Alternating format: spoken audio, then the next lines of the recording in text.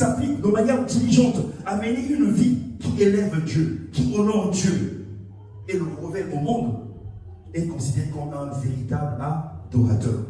Et laissez-moi vous dire, bien aimé, c'est que le ciel, une telle personne, le ciel le surveille, le ciel le protège. Et donc, le ciel va t'escorter parce que tu représentes le ciel.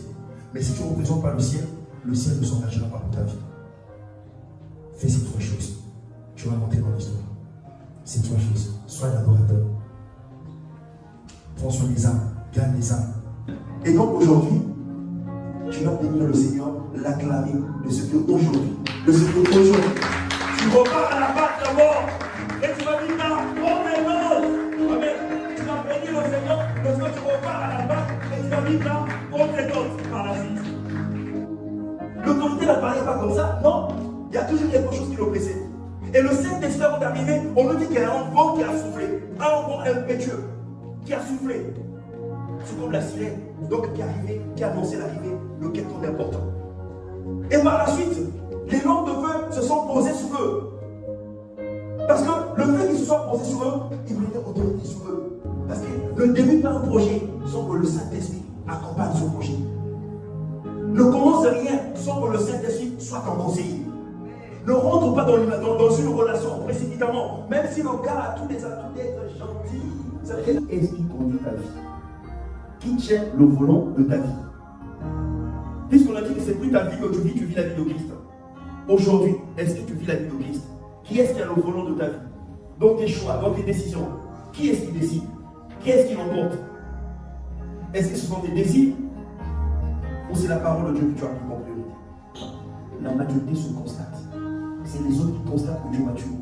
Ce n'est pas à toi de dire que je suis mature. Les autres doivent constater, de par ta façon d'être, de parler, de raisonner, d'agir. Il faut que les autres témoignent de ta maturité. Sinon, tu vas te séduire. Quel est ton état? Quelle est ta position? Où est-ce que tu en es avec la maturité?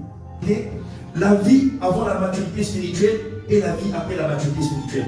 Il y a vraiment une différence. Parce que lorsqu'on n'est pas encore mature spirituellement, c'est vrai, on est né de nouveau, on est sauvé. Mais on reste un croyant, on reste juste un simple croyant, mais on n'est pas encore disciple à faire le Christ. Et à ce niveau, rien ne transparaît que vraiment on a fait le choix de Christ. Parce qu'on n'est pas encore mature, on ne produit pas le fruit de l'esprit, il n'est pas encore visible en nous. Amen. Et donc les choses que Dieu veut nous confier, il ne peut pas encore les confier parce qu'il attend qu'on grandisse. Mais les choses deviennent magnifiques et excitantes lorsque l'homme qui est né de nouveau accepte d'emboîter le processus de la maturité spirituelle. Et lorsqu'il atteint sa maturité, là, il devient digne de confiance. Et là, le Seigneur lui confie la destinée. Là, le Seigneur lui confie les choses pour lesquelles le Seigneur l'a suscité sur la terre. Le premier pilier, c'est quoi? C'est l'alimentation spirituelle. Amen. Quelqu'un dit alimentation spirituelle. Et cette alimentation, c'est la méditation de la parole de Dieu. Prends la décision de manger la parole de Dieu, afin que tu grandisses et que tu deviennes comme Christ. Parce que la finalité, c'est que tu as un avenir à enfanter. Amen. Plus tu prends du temps à manger, plus tu ne vas pas grandir vite, et plus ton héritage dépend de le gère. Or, la Bible nous dit que l'heure est grave. Rachetez le temps. Tu as trop dormi sous tes lauriers là. Maintenant là, tu dois te relever, tu dois conquérir ton héritage. Est-ce qu'on va acclamer le Seigneur? Amen. Et le deuxième objectif, donc le deuxième pilier, c'est l'exercice spirituel qui est la prière. Parce que l'enfant qui est né, il faut le muscler. Donc ne prie pas juste un instant, mais fais-le continuellement. Amen. Et prie aussi pour les autres. Donc pendant que tu te retrouves devant Dieu, ne parle pas que de toi à Dieu. Parle aussi des autres. N'oublie pas tes frères. Pendant que tu es dans sa face, ne pense pas tes propres intérêts, pense aussi aux intérêts des autres. C'est Dieu qui le dit. C'est la Bible qui le dit. Et le troisième pilier qui nous permet d'atteindre notre maturité spirituelle, de parvenir à la maturité spirituelle, c'est la restauration de l'âme. Quelqu'un dit restauration de l'âme. Donc, sors de l'état donc des vies spirituelles. Décide de devenir un fils mature. Parce que c'est là qu'on te confie les choses de royaume. C'est là que tu dois posséder. C'est là que le Seigneur t'attend. On ne peut pas garder les nations à Christ simplement en disant ok, moi j'ouvre ma maison, c'est très bien, c'est la clé. Mais ça ne suffit pas. Dire un bon amen, ça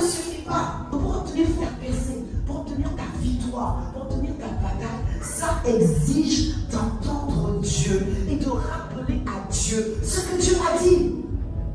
Ça nécessite de prendre Dieu au mot. Ah oui, ça nécessite de prendre Dieu au mot. Dire Seigneur, moi je reste là, je reste ici. Je ne partirai pas tant que tu ne m'as pas parlé.